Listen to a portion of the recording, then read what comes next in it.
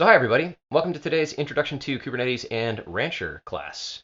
So you are, well hopefully you're in the right place. If you thought you were like on a plane to Las Vegas or this was a cooking course or something like that, I can cook, but that's not what we're teaching you how to do today.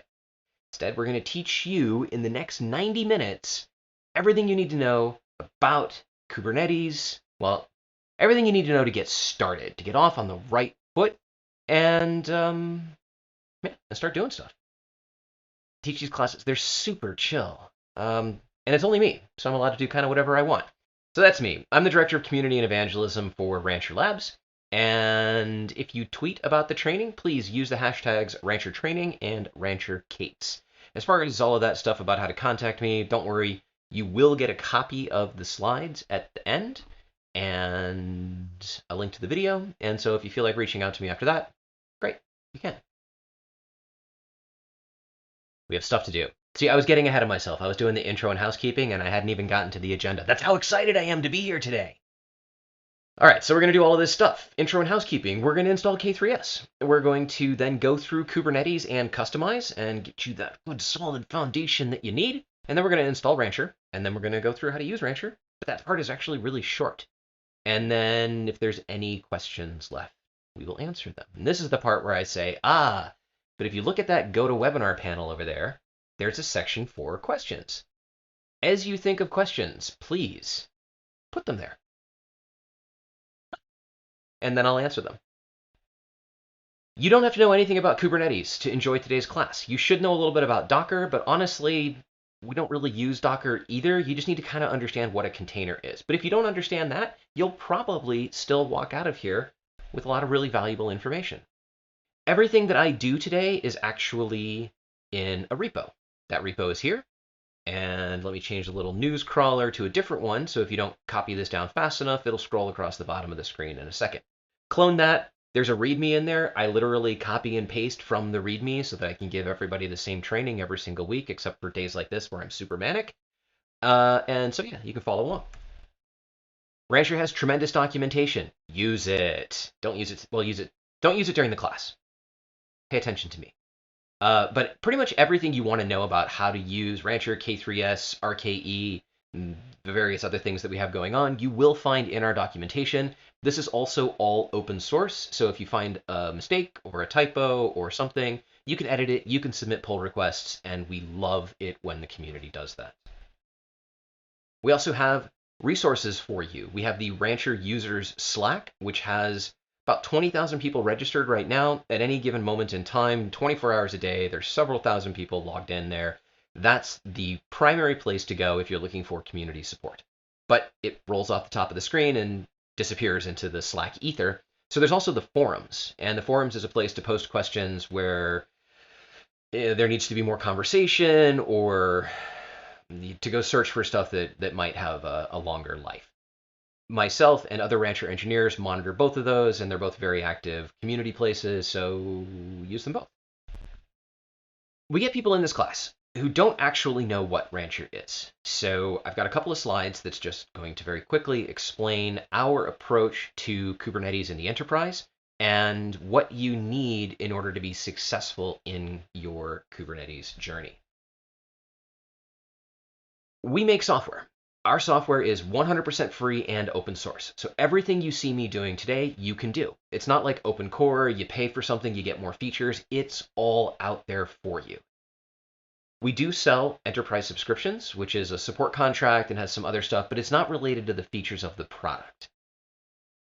Ultimately, I would love for you to use Rancher's products, but what I'm about to describe, you can apply to anything that you're doing with Kubernetes.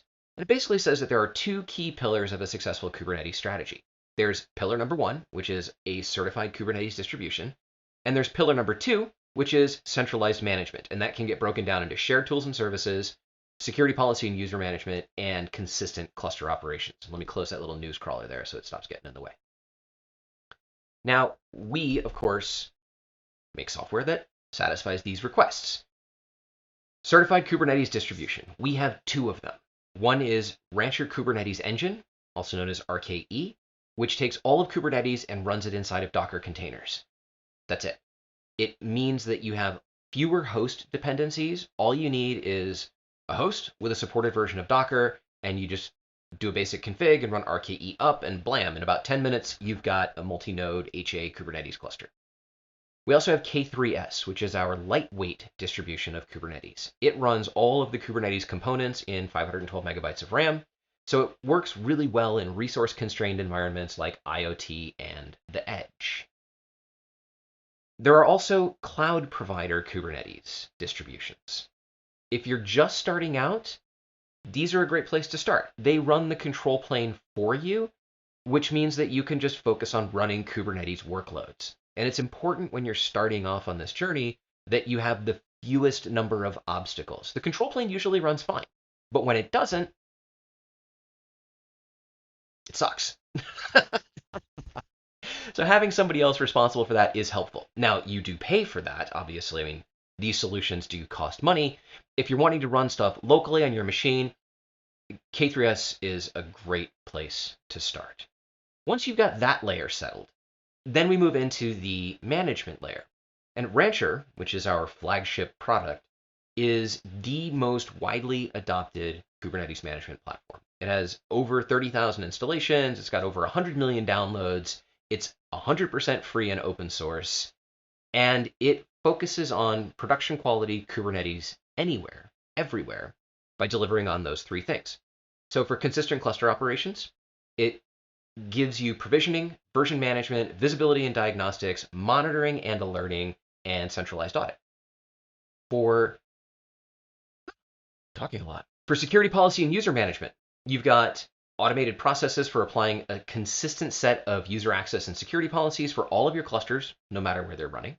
And for shared tools and services, it provides a rich ecosystem catalog of services for building, deploying, and scaling containerized applications. And this includes app packaging, CI/CD, logging, monitoring, and service mesh, a bunch of other stuff. It's a multi-cluster management solution. And once you have these, swap something else out for Rancher if you want. You can swap something else out for a certified Kubernetes distribution. But once you have that foundation, well, then whatever you put on top of it is going to be successful. I already told you about K3s. It's lightweight, it's fast. It's designed for production environments. It works great for developer environments, but it's different from Minikube, Microkates, Kind, and those ones that are designed just for dev environments. You can run K3s locally on your machine, do all your development against it, and run it just fine out in a data center, or just fine in a resource-constrained environment. The documentation for installing K3s has you SSHing into it and then running some K3s startup commands.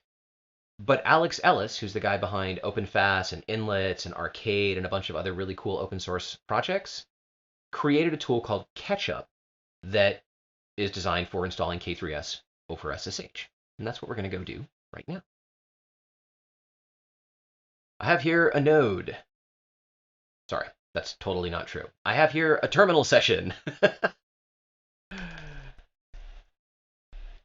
And we're going to go install K3s. So you've got Ketchup, install. Is that too small? I usually run this at 1280 by 720. I feel like that's too small. Hang on. And now I have to resize the window. Hold on a second. There we go. That looks better. All right, so Ketchup, install, pass it the IP of the host that we're going to do the installation in, tell it who we're SSHing in as, and Ketchup by default is pinned to a particular version of K3s, but they don't move at the same pace. So there might be a newer version of K3s that you want to use that's different from the pinned version.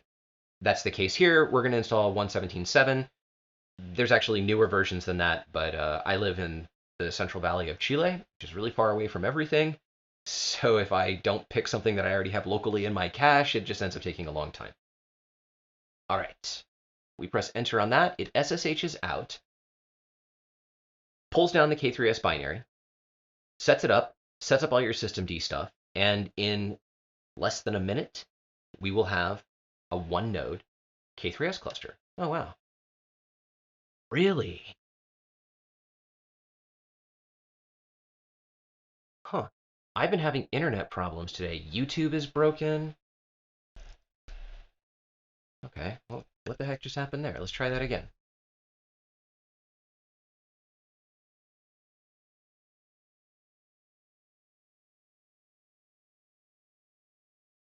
Huh. Now we enter into the troubleshooting phase of the class. That's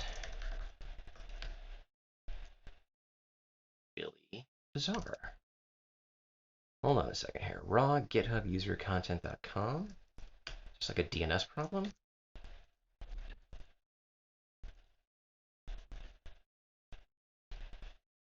Succeeded. Okay.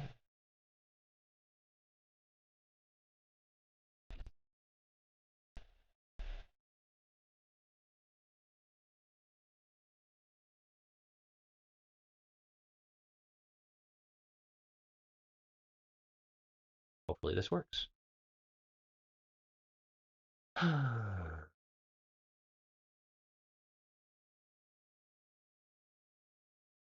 Okay. Hey, there we go. Thank you, Internet.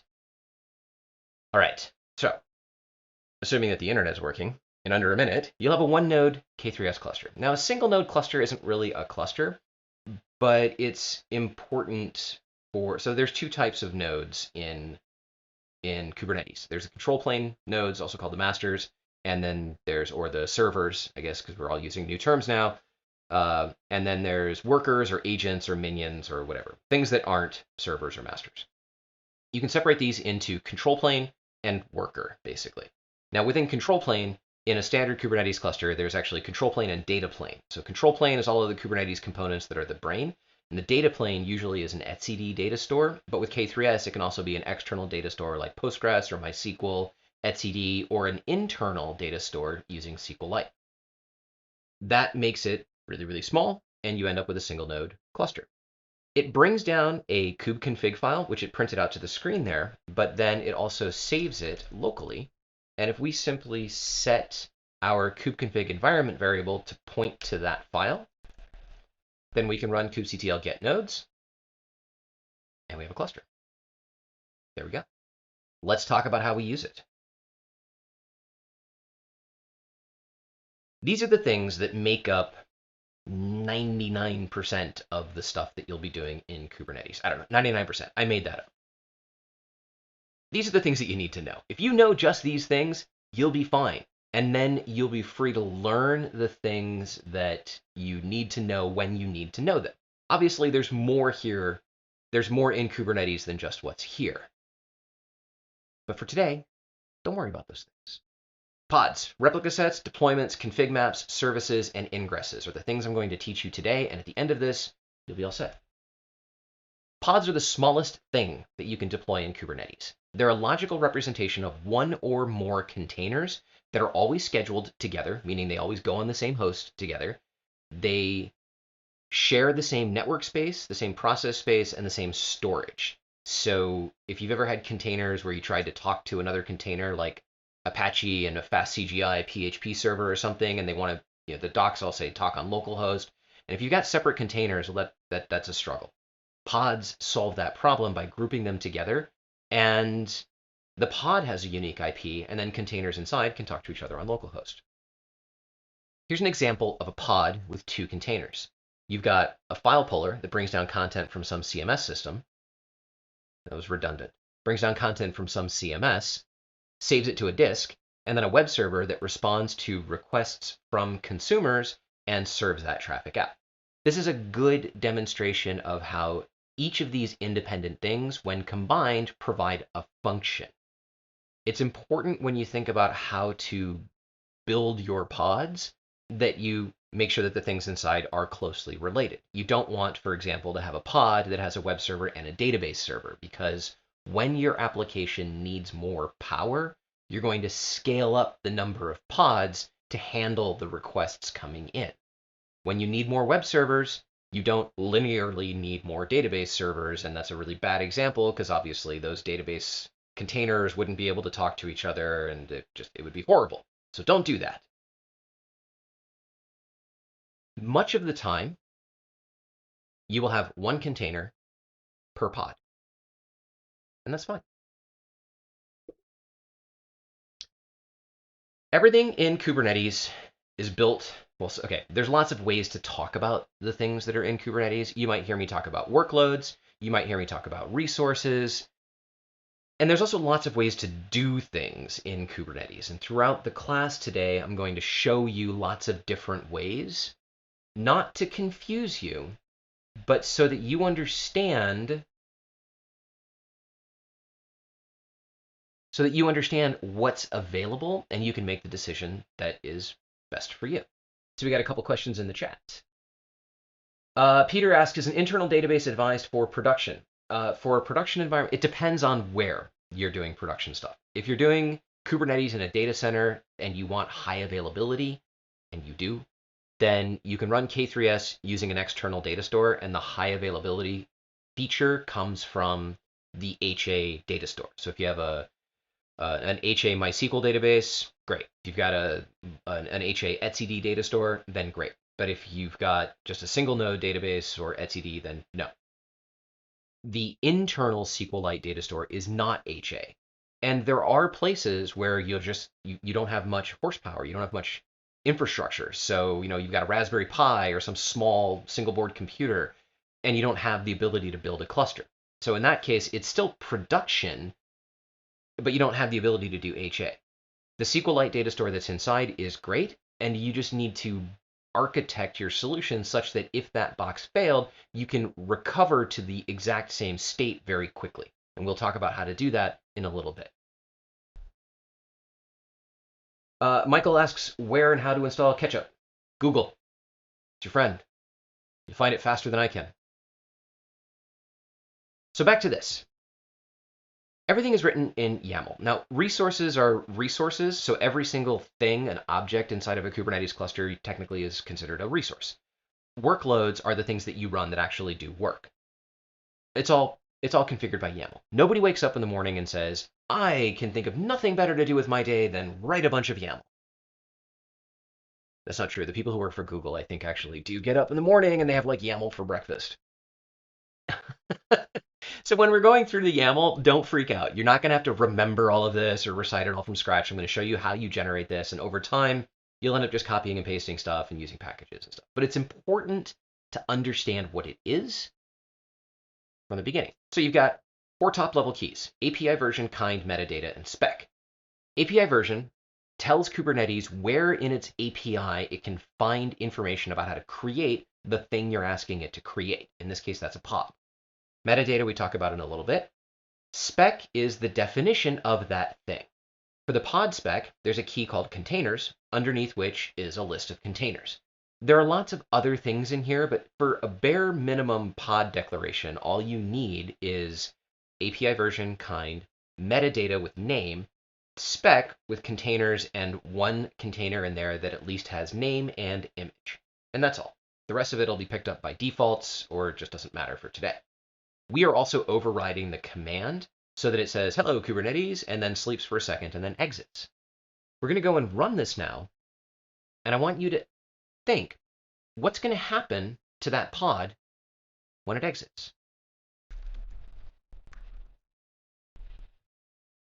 You apply manifests to the cluster using a command called kubectl. That's what we set the kubeconfig environment variable above for. kubectl apply -f, and then where the actual file is. If I cat that, you'll see it looks exactly like what I just had up on the screen. This applies it to the cluster. Ta-da! And then we can say kubectl get pods.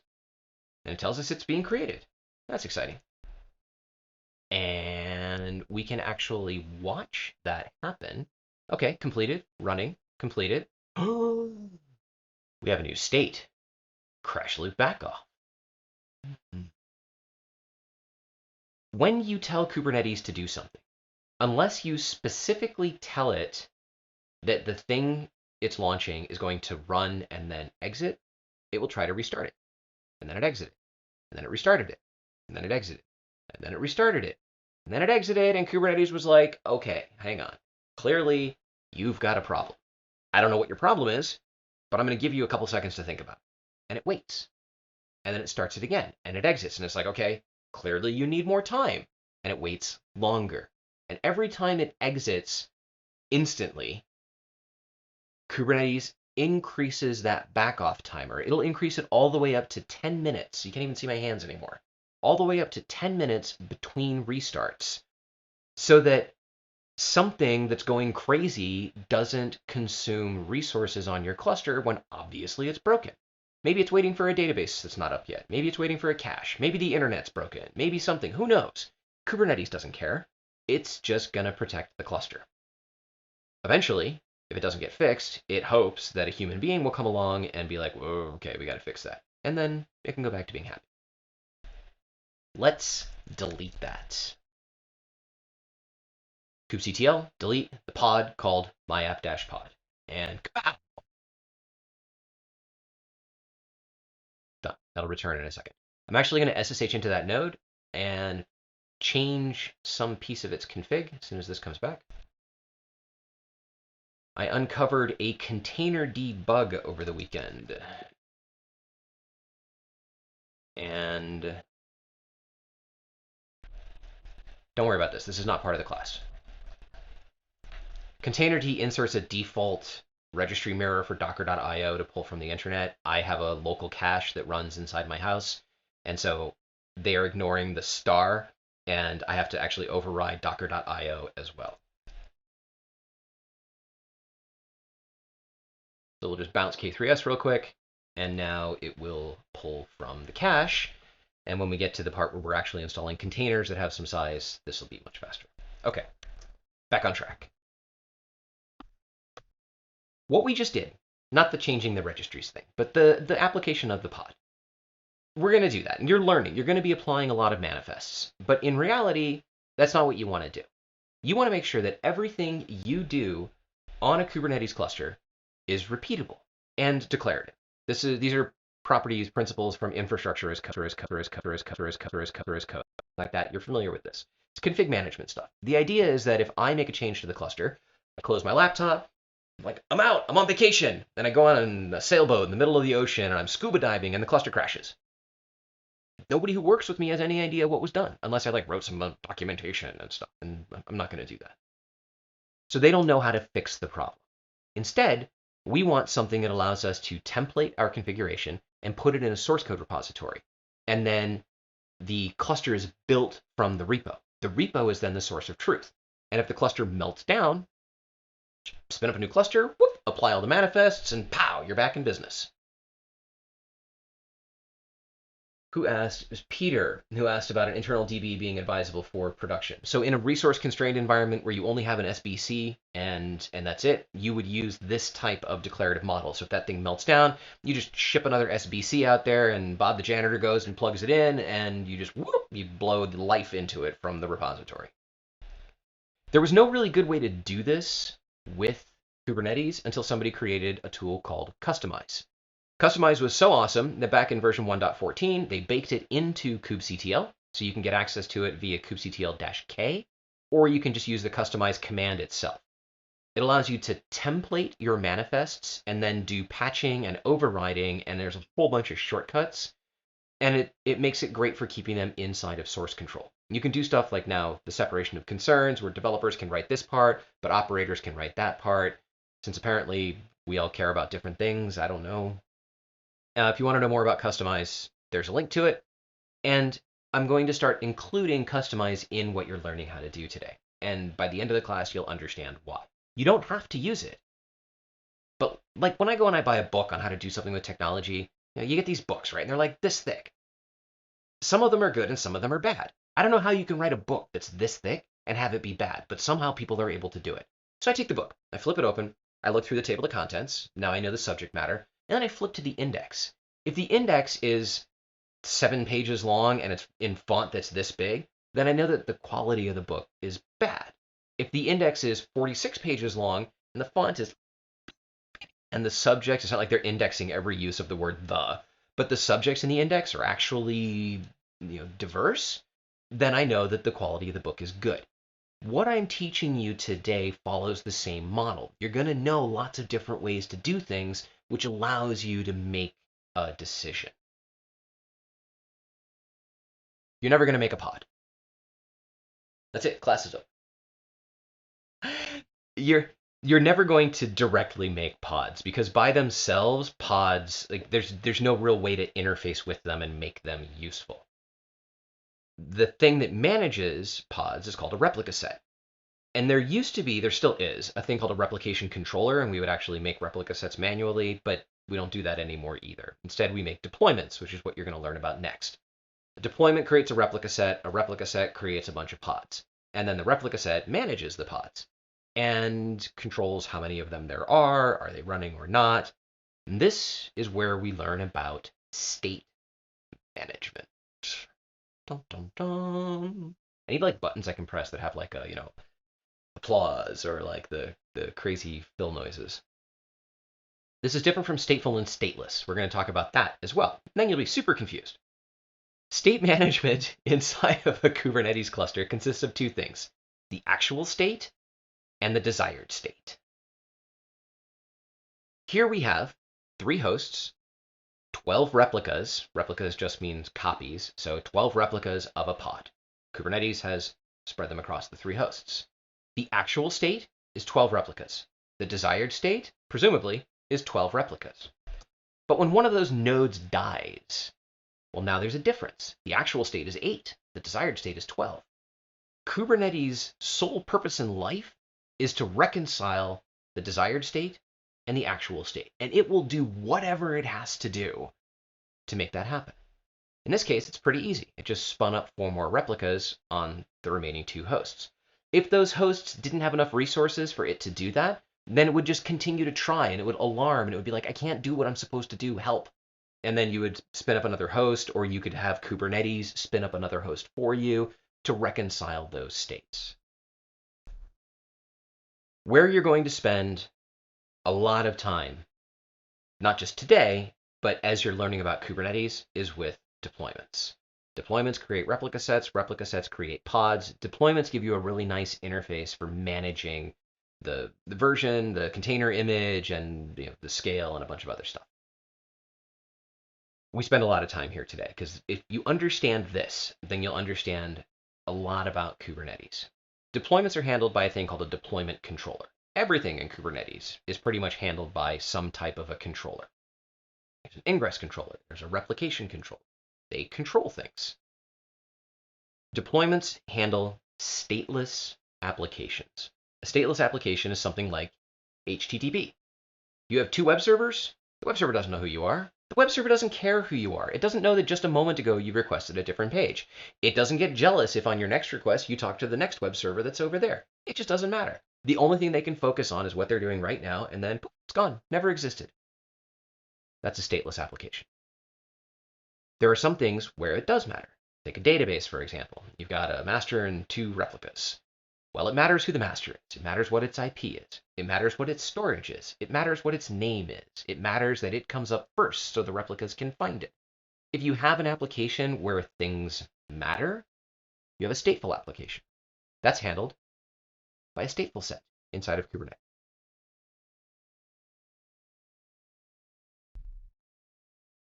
There are also daemon sets where you get 1 copy of a pod on every node.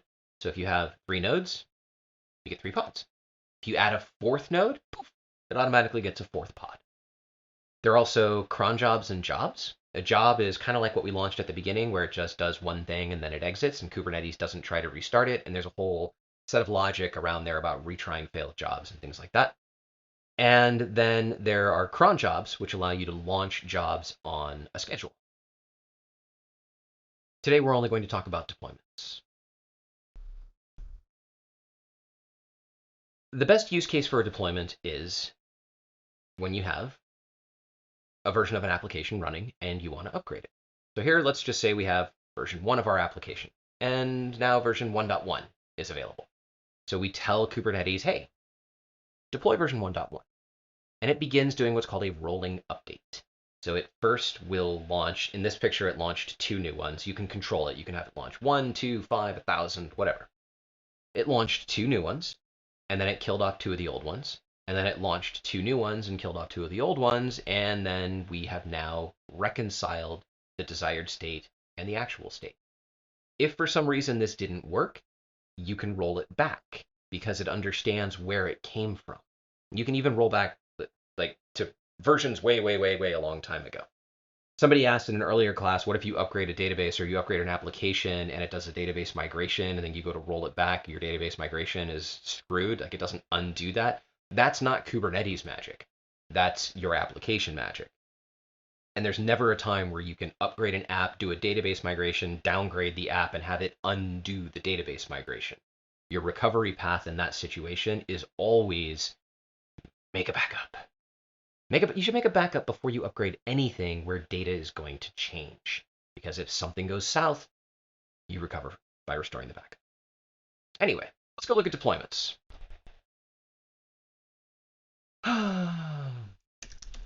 No. Deploy Nginx. All right. This is another way to create something inside of Kubernetes. kubectl, create, deploy, we're going to call it Nginx, and all we need to pass it is the image, and it will go and create it. And we can now say kubectl get deploy, and it will show us the deployment. And we can say kubectl get replica set. Everything in Kubernetes has abbreviations, and in fact, you probably are noticing that sometimes I type like KGNO and it gets automatically replaced. You're going to get so sick of typing kubectl get pods that you're going to create an abbreviation for it. And I have those, so I type KGPO or KGNO. But for you, sitting in this class, it's confusing when I type KGPO and you type KGPO and nothing happens. So I literally have another tool that extracts the shortcut and turns it back into the full command just for this class. To see everything, and we're both happy. Notice the name of the replica set is the deployment dash some 8-character identifier. And if we were to look at the pods now, you would see that that carries through. So we have one pod running. You can quickly see what deployment and replica set are responsible for it. Now, let's look at a different way to do this. We'll just delete that. And instead,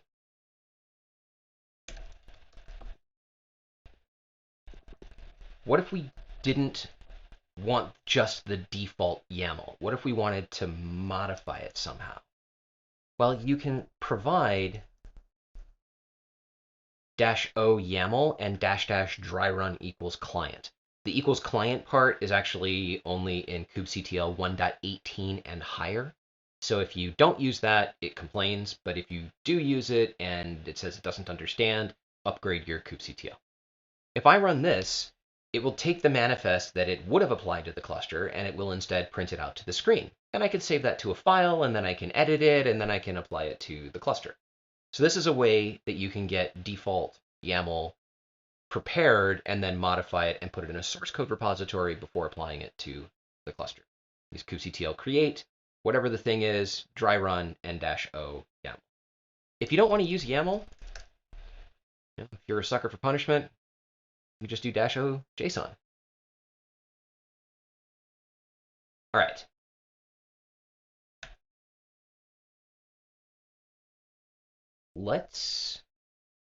Actually, I need to update. I'm looking at my instructions here, and I don't want to do what it says there because it's a little bit confusing, and I end up deleting some stuff. So let's just create this again, and then we'll go and look at what it is. So we've got it.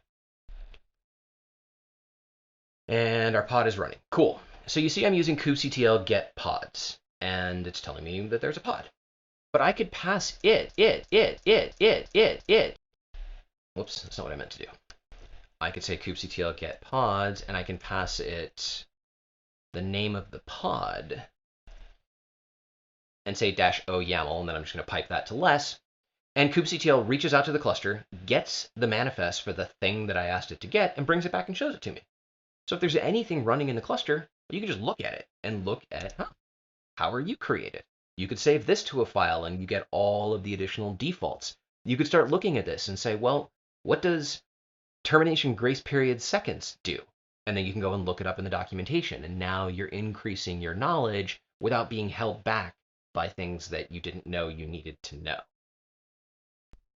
That's the definition of the object itself. So that's like, you look at a car, and the car has an engine and seats and a door and steering wheel, hopefully more parts than that, tires. I mean, unless you live in the South, then it might not have tires. Then it would have blocks. That's the definition of a car. But what if you wanted to know how the neighbor saw the car, or how the car interfaced with the environment? When you need to know how Kubernetes sees a resource, instead of kubectl get, use kubectl describe. So kubectl describe the pod nginx. You see sometimes I put a slash, sometimes I don't. Doesn't matter. Now what we get is Kubernetes' understanding of the object from the outside. And you get a bunch of other information about it, like who controls it, information about its internals, is it initialized, is it ready, and so on and so forth. But down here you get this events section. This is everything that happened to this resource since it was born. And we can see that it was created, the image was already present, it was assigned, the image was present, it was created, and then it was started. Easy enough. When you do troubleshooting, however, this is where you're going to go and look to find problems. Sorry. That's where you're going to go and look to find why the problems exist. Because when you're doing troubleshooting, you already have problems. You don't need to go find more. But kubectl describe will tell you more information. So for example, there's kubectl logs, which will show you the output from the container. But if the container never started, the pod never started, you don't have logs, which means that there's a problem with Kubernetes. So you use kubectl describe. So what can we do? We can update this thing. So we do kubectl scale, and let's just take it from 1 replica to 3 replicas. Ta-da! We have 3 replicas. Now let's update it. So we can update it to nginx 1.17 Alpine. So we're running 1.16 now. And then you can watch the rollout happen with kubectl rollout status and then the deployment that you care about. And this will show you when it creates new replicas, terminates old ones, and so on.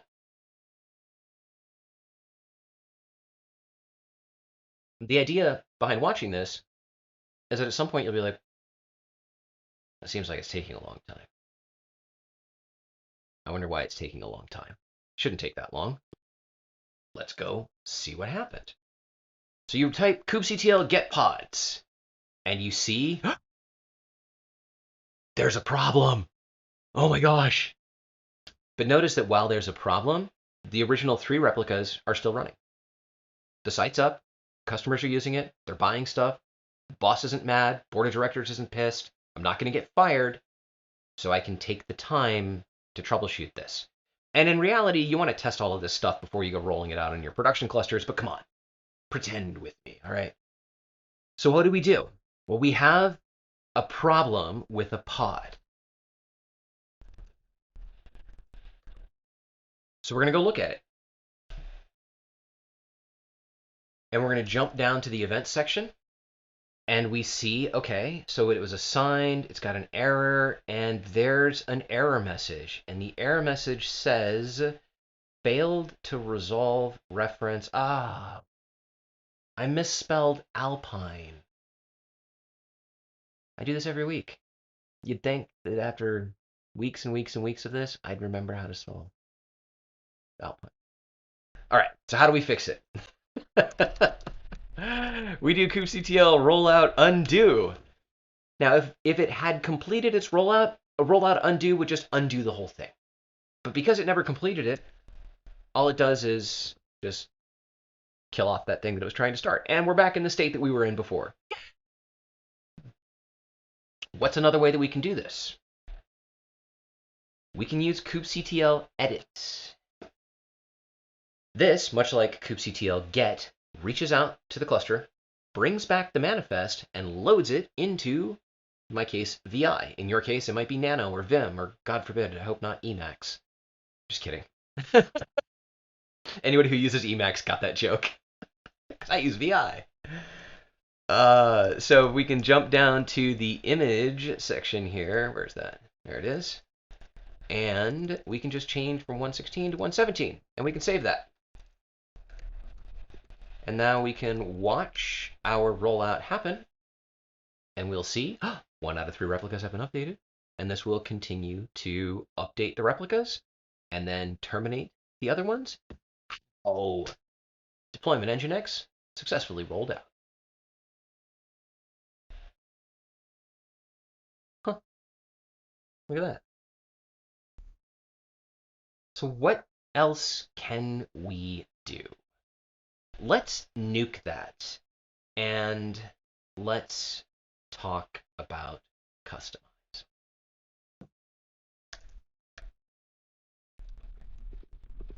So we're just going to delete that. All that work just to delete it. How terrible.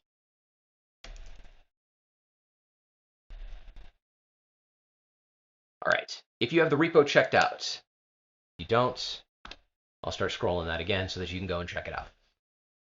In there is a directory called deployment and then a directory called base. That is the base. Go figure. In there is a manifest for our deployment. And it's got a couple extra things in there that aren't in the default one, but they're not important. The resources is one section, and volumes we'll actually talk about here when I get to the config map. But basically it's the same. It's going to be Nginx 1.16 output. Now there's a file in here called customization.yaml. Customization can be complex, but when you're starting out, it doesn't have to be. You can look at this file and understand what it says. It says, okay, resources. Well, here's 2 files, deployment.yaml and service.yaml. I want you to go and just deploy those. And then I want you to make a config map. You don't know what a config map is yet, but that's okay. We're telling it to go make one. We want it to be called index, and we want it to use the value of that file, configs index.html, which is just an HTML file that says hello from nowhere. This is the default environment. You use kubectl apply -k, and you point it at a directory that has a customization.yaml file in there. And it says, okay. And it created 3 things for us: a deployment, a service, and a config map. You don't know what a service is yet either, but that's also fine. Okay. It's like, so what? Like, okay, so it made a thing. Great. But where this becomes valuable, I mean, basically all we've done is we've done the thing that we were already doing, but it seems like we did it with more steps because there's more files involved. I'm actually going to just delete this again with kubectl delete -k, and I'm going to point it at the same directory. And let's jump up and look at this overlay directory. In here we have 2 directories that I want to talk about now: staging and production. Inside of staging, we have customization.yaml. If we look at that, well, now we get some interesting stuff. So you see, name prefix. Everything will be prefixed with the name staging dash. Every name will be prefixed with the text staging dash. Everything will get a label of environment is staging. You don't know what labels are either. It's cool. Hang out. We're going to get there. I like talking about things and then showing you them because your brain makes an association, and it's through associations of data that we retain knowledge. It's going to start with the contents of that base directory that we were just in, and then it's going to patch those files with these 2 files here. Then it's going to make another config map, or it's going to replace the index config map with the file that's in this directory. That file says hello from staging. This is the staging environment. If we look at image.yaml, you can see that it's going to modify the deployment to run 1.17 Alpine. And if we look at replica count, you'll see that it's just going to set 1 replica, which the other deployment had 1 replica anyway, so that's an idempotent change. We'll apply that. And now you see that we have a staging Nginx pod.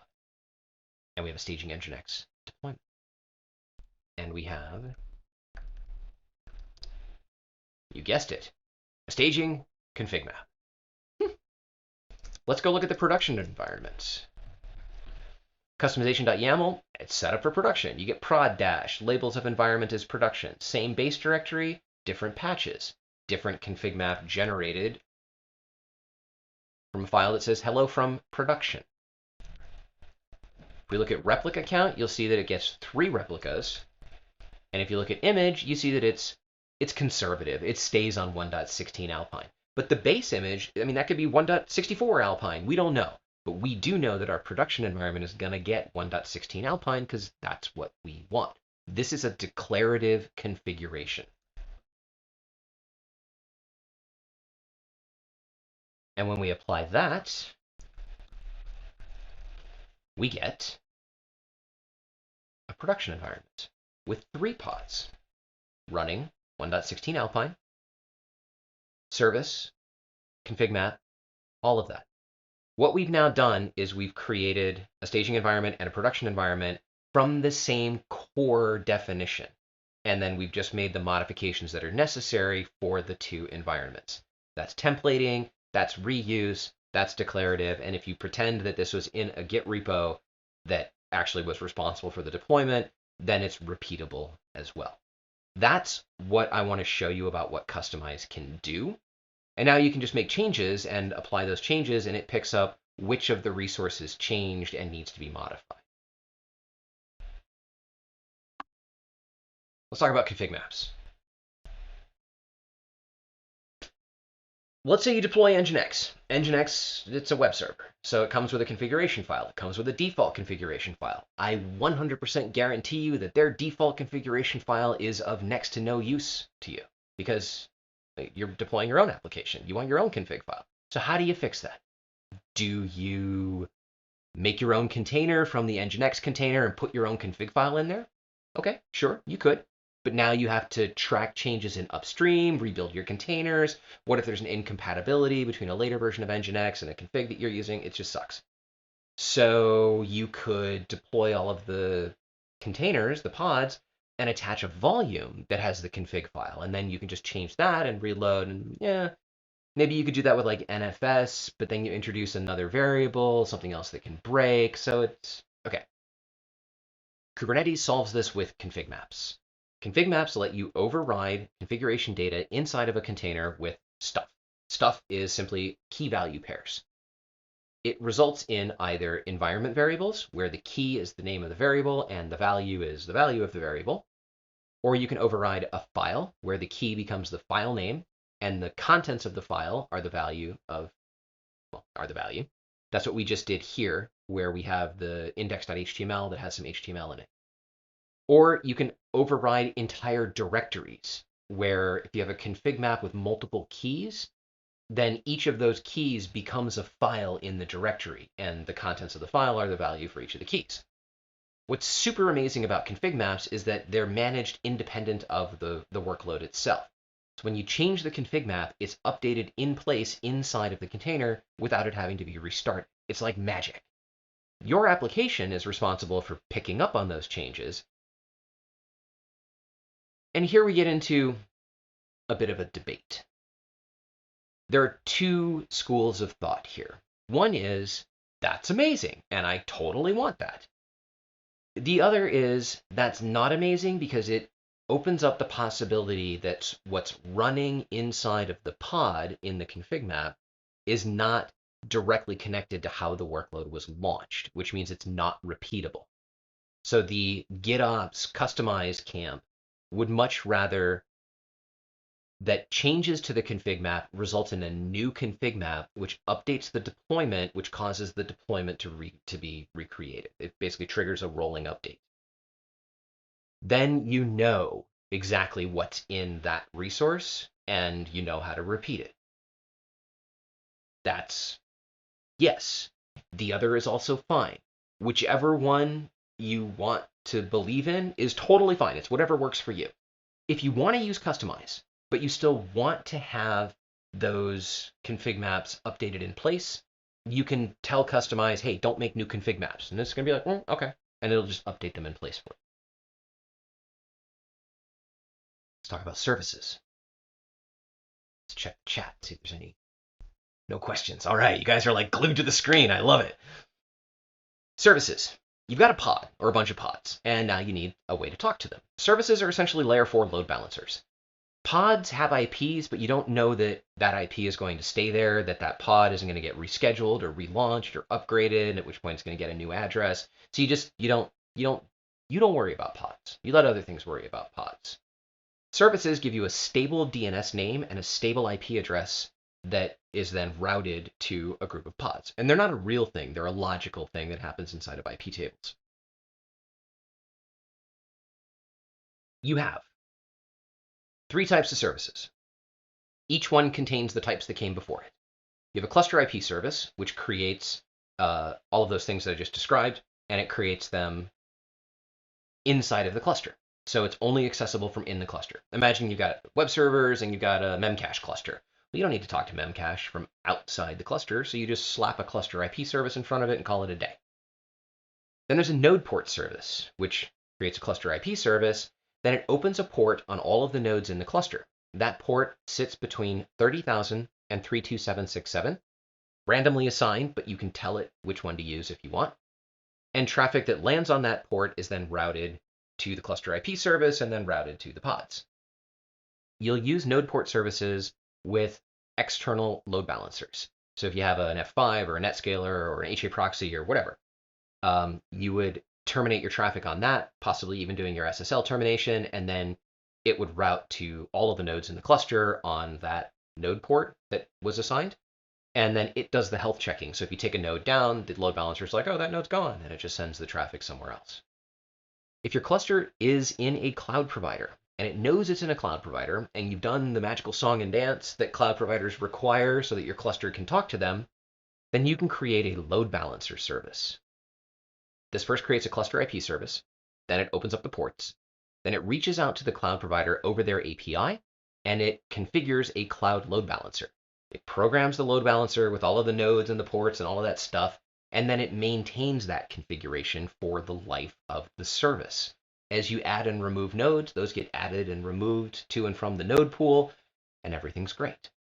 In Amazon, for example, you will get an ELB or an NLB. These are still layer 4 load balancers. Actually, that's not true. You get an ELB or an NLB. Yeah, and they're layer 4. So they still get passed back through to the service. They don't do intelligent stuff by default. I paused and I got confused there because we talk about ingresses in a second, and so whatever. If you're in a bare metal environment and you want load balancer services, you can use one of 3 different things. There's a tool called MetalLB that does layer 2 ARPing and will create load balancer services and assign them an IP and then start ARPing for them. It will also inject routes into a BGP fabric. There's another one called Porter that does just BGP. I haven't looked at that one. And there's a new one that I found a couple of days ago called KubeVip that just does the layer 2 ARP version. You can't use these inside of cloud providers because either they don't allow ARPing or they don't let you schedule multiple IPs and move them around. But if you're in bare metal, you're good to go. And what happens is, take MetalLB, for example, you give it a pool of addresses like a DHCP server. When you create a load balancer service, it snatches one of those, puts it out there, and starts ARPing. If that node goes down, the MetalLB configuration in the cluster realizes that the node went down, and it starts announcing that IP out of a different node. So then you just point your stuff at that IP, and you're good to go. They look like this. They're layer 4 load balancers. They don't make decisions. They just bring traffic in and send it to where it's supposed to go, expecting that the thing on the other side will understand it. We have some services that we created when we did the Kustomize thing a second ago. See, I snuck those in and you didn't even know. Let's go look at the service definition from the base, so we can understand a couple of really important things. API version, kind, metadata, and spec. Look at that. There you go. API version, v1, kind, service, spec. Talk about metadata in a second. Spec. Ports, it's going to listen on port 80. It's going to send to the destination on port 80. And, oh, there's a selector thing there. And type is node port. Selector. App is Nginx. If you look up at the metadata section, you'll see that metadata, there's labels. And one of the labels is app is nginx. Metadata is just metadata. It doesn't mean anything, but you can use it to define unique characteristics of the resource. Everything needs to have a name at a bare minimum. But beyond that, it can have an infinite number of labels, arbitrary key value pairs that you assign so that you can identify your application, but that you also use for Kubernetes to identify the application. If we were to look at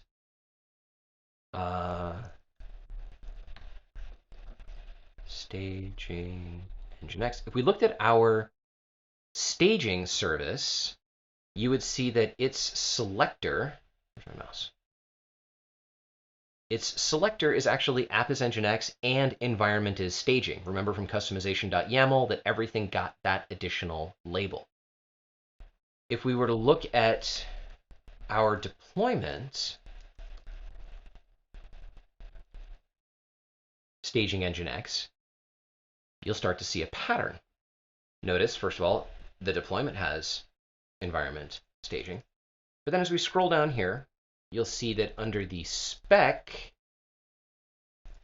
under the template for the things that it's going to create, you'll see that it also has a label of app is nginx and environment is staging. And then up here, you have a selector that says match anything with the label of app is nginx and environment is staging. So you've got a deployment that creates a replica set that creates a bunch of pods. It labels all of those pods with environment staging and app is nginx, and then it says, I'm going to watch everything that has those two labels. And there they are, and it watches them. You could theoretically create a fifth pod or something that has those two labels, and the replica set will be like, oh, come here, baby, you are mine. But you just don't do that ordinarily, unless you want to create trouble for yourself. But the replica set doesn't know. It just looks at whatever has the label. And it's the same with the service. The service will route traffic to any pod that has those two labels. Easy peasy. That's how many, many things in Kubernetes find the things that they're supposed to care about.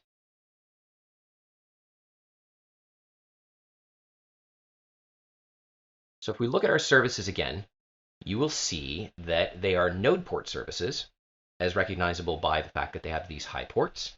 And if I were to just fire off a curl command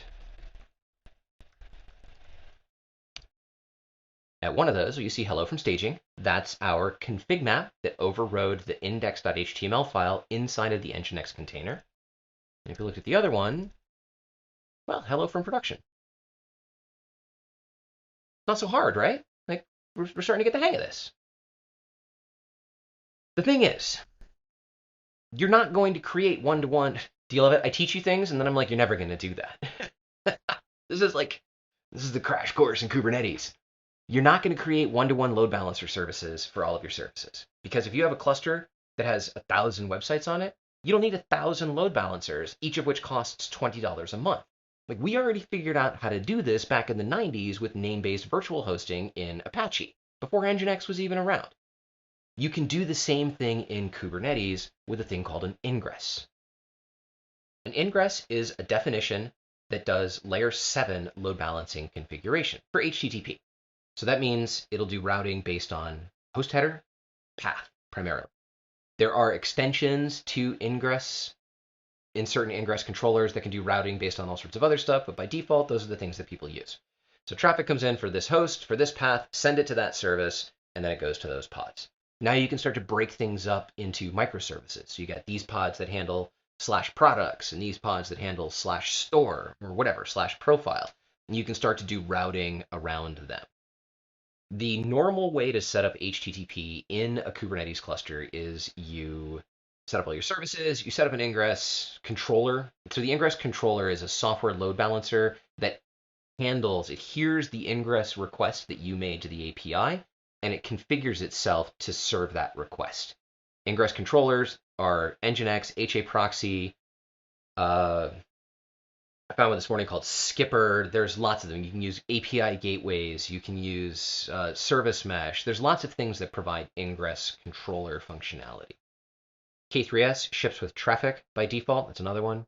A lot of Kubernetes clusters use the nginx ingress controller, but whatever. There's lots of them. Pick the one you like. Throw it away. Find another one. Use different ones if you want. You can run multiple ingress controllers on the same cluster. So the normal way is you have your workloads, cluster IP service, Ingress controller operating at layer 7. Your cluster IP services are at layer 4. And then outside of your cluster, you would put a layer 4 load balancer, or you would use something like MetalLB to have that roving IP. So traffic lands on that address, gets routed to the Ingress controller, gets routed to the service, gets routed to the pod, and it, partridge in a pear tree and all that stuff, it looks like this. Layer 7 load balancer, layer 4 load balancer, pods. Let's go set one up. In the directory above, so let's see, if we look in that overlay directory, there's also an Ingress directory. And in there, if we go look at single, because we're running out of time, there's a customization.yaml file. Name prefix, dev, common labels, dev. Load the ingress.yaml, use the same base directory, but patch the service. We're going to patch the service to make it a type cluster IP, different from node port. We'll apply this. And now if we look at our deployments, you will see that we have dev, staging, and prod. Oops. We look at our services, you'll see that we have our 2 node port services, but we also have this cluster IP service for dev. Notice that it's only listening inside of the cluster. There's no node port there. And if we look at our Ingress,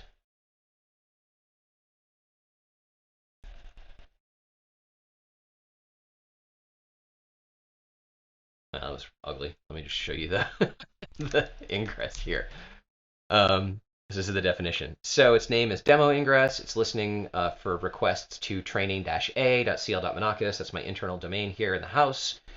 Anything from / is going to get routed to Nginx on port 80. Now, Kustomize is smart enough to figure out that the service name is actually dev Nginx, and it modified. It's called mutating. It mutated the config before it applied it. So if we were to go and say kubectl get ingress, you would see, oh, there we have an ingress. And now if we were to curl this, you get the default config map. That's Kubernetes. That's it. Let's jump back to that first slide and do a quick recap, and then we're going to dive into some questions, and then we're going to dive into some Rancher. The Rancher portion of the class is actually really small because this is the meat. Like, I would really rather just teach intro to Kubernetes, but I want to show you like what you can do with Rancher to accelerate your productivity with Kubernetes. So let's go here. Remember, pods, smallest unit of anything you can deploy in a Kubernetes cluster. They're your actual workloads that do things. Replica sets manage pods, you don't really care. Deployments manage replica sets, you kind of care. ConfigMaps allow you to override configuration information inside of a container to customize it without modifying the original base image. Services are layer 4 load balancers that sit in front of workloads. Stable DNS name, stable IP address. They're not going to go anywhere. They're very faithful. And ingresses, layer 7 load balancers that allow you to save money. You can do, with most Ingress controllers, you can also punch through TCP ports. It's technically not an Ingress, but you can make them act at layer 4. But what if you have something that's got its own TLS certificate, or what if it's MQTT or MySQL or something like that? Most of them allow you to configure a TCP port and say, hey, don't look at this, just when traffic comes in, send it to that service, and it's happy to oblige. So they work for layer 7 and layer 4. Just technically. I got into a big debate with somebody at Rancher once about how technically it's not an ingress. And I was like, but please. Apples, oranges, potatoes, it gets your traffic where it wants to go. Peter asks if RKE by default has Nginx ingress. That is correct. So it has the Nginx ingress controller. K3s has traffic, just because traffic 1.7 is really small. RKE ships with Nginx by default, and you can just stand up an RKE cluster or a K3s cluster and then start deploying ingresses, and they'll just start working automatically. No extra configuration is needed. If you wanted to do anything like put MetalLB in for load balancer services, then you'll need to uninstall the Ingress controller or deploy without it, put MetalLB in, and then redeploy the Ingress controller so that it's behind MetalLB. I have videos on how to do that on my YouTube channel, and I'll show you where my YouTube channel is near the end of the video, so you can actually go and follow along with those. God, by the end of this class, I never have a voice. All right, moving on to the Rancher part. This is good. This is good. We might. Oh, we're totally not going to end on time. We might end on time.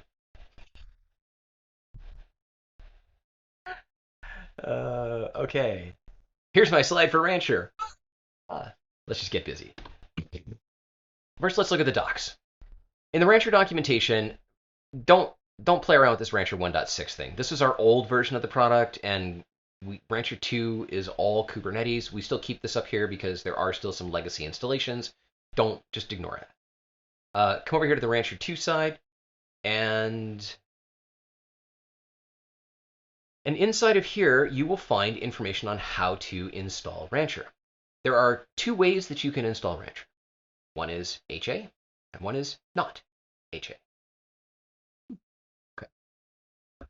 If you want HA Rancher, then what you do is you build an HA Kubernetes cluster, and you install Rancher into it using a tool called Helm, which is the package manager for Kubernetes. We talk about how you can do that. You can do it. Technically, you can install Rancher into any Kubernetes cluster, but we know and support our Kubernetes distributions. We know it will work there. You can put it in AKS, and maybe Microsoft changes something and it breaks, and we have no control over that. So when we say that you can only install it into RKE or K3S, what I mean by that is that's the supported configuration. If you do it any other way and you come asking for help, you're not going to get help because you put it somewhere where you're not supposed to put it. So if you have an HA RKE cluster or an HA K3S cluster, you install Rancher into it. Rancher uses the HA functionality of Kubernetes to itself be HA. The other way that you can do it, which I do not recommend, but which is what we're going to do today, is you can install it on a single node using just Docker. The reason we do that in this class is it's fine for like demos and quick tutorials and stuff because it comes up really quickly. The other version takes about 10 minutes, and that's 10 minutes that I don't have. The problem with doing it this way is that you can never go from this to the other. They're two completely different architectures. So if you think that you might ever put production workloads into your Rancher environment, but you don't want to commit multiple nodes for HA right now, then just stand up a one-node RKE cluster. RKE is amazing for many reasons, but one of them is because you can build a single node cluster right now, and then you can later add two more nodes to it and rerun the command RKE up, and it will convert itself from a single node cluster to a fully HA cluster. And all your Rancher stuff just becomes HA. So that's the way to do it if you think you might do production stuff. For today, we're not going to do that. Let's jump into my training server node, and let's get busy. Docker run D for detach. Restart is unless stopped. If you do restart always, our workflow for backups and upgrades has you stop the container and then do the work and then start the container again. If you do restart always, when you stop it, Docker restarts it, and you guys will go to war until the only thing you can do is delete the container, and then you have nothing to start again if something goes wrong. So restart unless stopped. Save your life. Punch through port 80 and 443. And then I like to bind mount a directory from the host, in this case opt rancher, it's the one I always use, to the persistent location in the container, which is var lib rancher. If you don't do this, you still get a Docker volume, it's still persistent, but Docker volumes are a little harder to get to make backups, and I'm lazy. So I like just stop the container, tar off opt rancher, or make a copy of it into opt rancher.back, and then start the container again. And it's just so much easier. 2.4.5.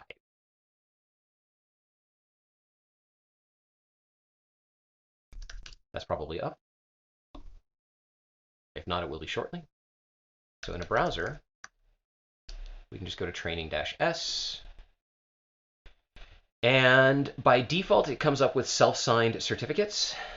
You can use self-signed certs. You can bring your own certs from a real CA or an internal CA. You can also tell it to generate certificates on the fly using Let's Encrypt. Set the admin password. And then it asks you for the server URL. This is important. When you manage a Kubernetes cluster with Rancher, it will reach out to that cluster and it'll do two things. One, it connects to that cluster's API, so the Kubernetes API, so that's an outbound connection. It also installs agents on the cluster itself that reach back into Rancher, and they reach back in on that address. So if you put an IP address there and then your Rancher server moves to a different IP, all your downstream clusters don't know who to talk to. And it's really, really difficult to update that in the cluster. So it's far better to use a DNS name and point that to an IP. It's also important that whatever you do put there is accessible from outside. So you can't have this in like your basement and be running clusters out on Amazon, unless you've got like an Amazon Direct Connect into your basement, in which case I'm moving into your house. Not really. This is the default screen. So here you would see all of the clusters that you're managing, and you have no clusters, so we're going to say add cluster. You can deploy a cluster using a hosted provider. In this case, by default, we have these three enabled: EKS, AKS, GKE. We have others available, just the drivers aren't enabled by default. This will reach out, you give it your credentials, it reaches out, builds the cluster, installs the agents, wires it back to the Rancher server, and you're good to go. You can also use infrastructure, in which case it reaches out, provisions infrastructure, installs Docker onto it, installs RKE, wires that back into the Rancher server, and you're good to go. If you have a cluster running anywhere already out there in the wild, you can just import it. We're going to do that for our K3s cluster in just a second. You are given a kubectl apply command that you run against the cluster, and it installs the agents, wires it back into the Rancher server, and you're good to go. And if you do your provisioning via anything else, Ansible, Terraform, Puppet, Chef, Cloud Init, Shell scripts, manually, whatever, all you need is to make sure that your provisioners install a supported version of Docker. And then if you use the custom install method, you'll be given a Docker run command that you just put at the end of your provisioner, or you go run manually on a host with Docker. That will install RKE and wire it back to the Rancher server, and you'll be good to go. So let's import our K3s cluster. We'll call it demo, and we'll say create. You're given a couple of different commands here. If your Rancher server uses real certificates, then you can use this second one down here, which is a kubectl apply. But kubectl will not talk to an endpoint that doesn't have a real certificate. So in our case, because we're using self-signed certs, I need to copy this second one. And then I will just jump back over to my terminal here, and I will apply that. Since I reuse these machines, the first one always fails. I will apply that to the cluster, and it will now go out and proceed to install all of its stuff. While it's doing that, let's talk about the global level stuff available in Rancher. First of all, under tools here, you can go to drivers, and you see that you can enable or install additional cluster drivers or node drivers. These are just Docker machine drivers. Some of them are written by members of the community. So that'll give you access to, if you deploy in someplace else. Under security, we have authentication. Rancher plugs into back-end identity providers like all of these ones that you see here. Rancher is designed to be an authentication proxy. So trust me, if you go anywhere that manages Kubernetes for multiple people, they have clusters all over the place. People have clusters under their desk. One group wants to use GKE, one uses Amazon, one uses Packet, one uses EKS, and they're all really particular about what they use. Fine. But now you're in the business of when somebody joins the organization, you got to go to all these different places and configure access credentials. And worse, when somebody leaves the organization, you got to figure out what did they have access to. And there's always the shadow IT problem of people spinning up clusters that you don't know about. And next thing you know, you're Equifax. By plugging Rancher into a backend provider, everybody connects to their clusters through Rancher. They authenticate here, Rancher sets impersonation headers and passes the traffic through to the downstream cluster where it does all the authorization and everything else. If somebody joins the organization, you just put them in the right group, poof, they get access to all of the clusters that group has access to. And if somebody leaves the organization, you just disable their account and they lose access to everything. It makes your job as an operator, for those of you who are operators, infinitely easier. If you don't have a backend provider, you can get the same functionality with users and groups directly inside of Rancher. By now, well, it's not up yet. Oh, that's sad. Still loading. Okay, so apparently I don't have those images in the cache, so let's continue to talk about global level stuff. Other things that we do at the global level are pod security policies. These are configurations that determine what a cluster, how resources in the cluster have to look. So for example, can containers run with privilege mode, or can they run, with root as the user and stuff like that. We do these things at the global level because that allows you to make changes and apply them to multiple clusters. A single Rancher server installation can manage thousands of Kubernetes clusters. So it's important that you're not going here and here and here and here and here and here and there and there and there and doing on the same thing over and over again, because A, it just makes you just hate yourself, and B, any task that requires a human to do it will eventually fail. We make mistakes. It's called human error. I don't care how awesome you are, you're gonna screw it up, and the cost, the consequences, potentially could be quite large. So just do it in one place, have it reliably duplicated everywhere, and then go back to playing Quake, or whatever. What do people play these days? Animal Crossing, or whatever. Our cluster is up. You see that we have two projects, default and system. I don't talk about namespaces in this class except for a little bit right here. A namespace is a logical grouping of resources inside of a Kubernetes cluster. It means that everything has to have a unique name. You can't have two deployments called Nginx, because how does it know which one you're talking about?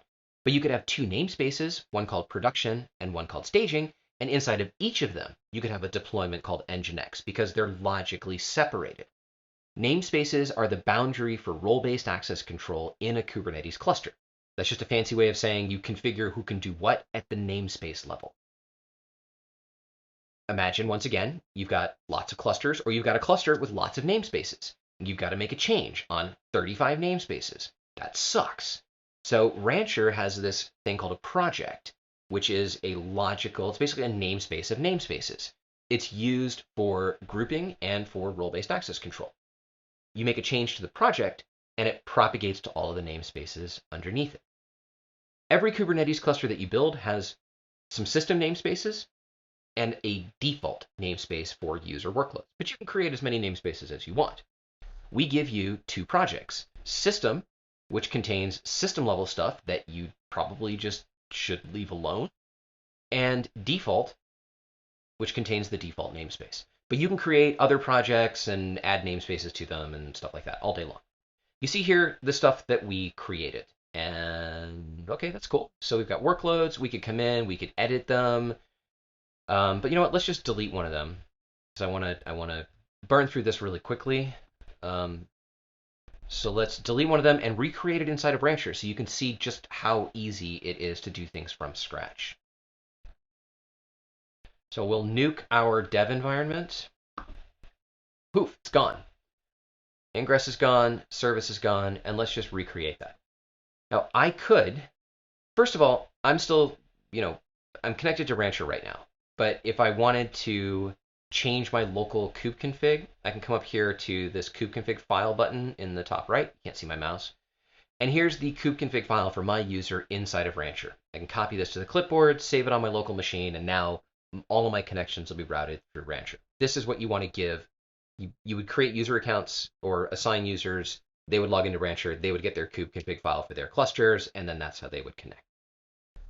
So back over to the default namespace.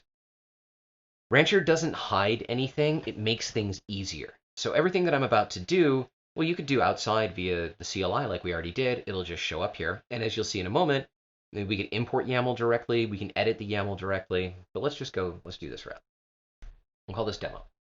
I want a scalable deployment of 3 pods. I want it to run Monachus Rancher demo. I know that this listens on port 8080, and I want it to be a cluster IP service. And I know that I want the environment variable of cow color equals yellow. But I could, for example, add from secrets, ConfigMaps, any other type of resource in here. But I just want that. Let's set up a health check. So we want to check that / returns good on port 8080. And we could click this Show Advanced Options link in the bottom right and set a whole bunch of other security things and advanced stuff, but in most deployments, you don't need to set these things. And we'll just say launch. This is now going to go and spin up 3 pods. You can see that it created the demo service for us, so we don't have to go and do that. That's nice. And while those are spinning up, let's just create an ingress. We'll call this demo. We're going to use training-a.cl.minoc.us. We will point it at a service, so we want / to go to the demo service. It automatically picks up the port, and we'll say save. Ingress is active.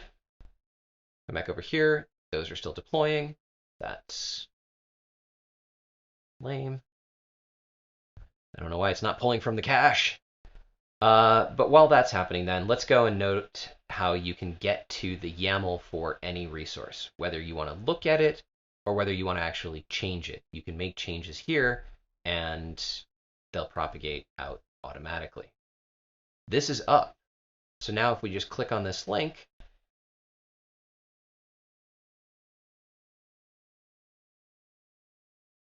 we have a site. We got 3 replicas. The cows are yellow. You can see the little green badge moving across them, showing the load balancing that's happening. And let's say that our client calls up and they're like, our boss is allergic to the color yellow. No problem. We can come back in here and we could edit the YAML directly if we wanted to, or we could edit the workload. The thing I really like about Rancher, and you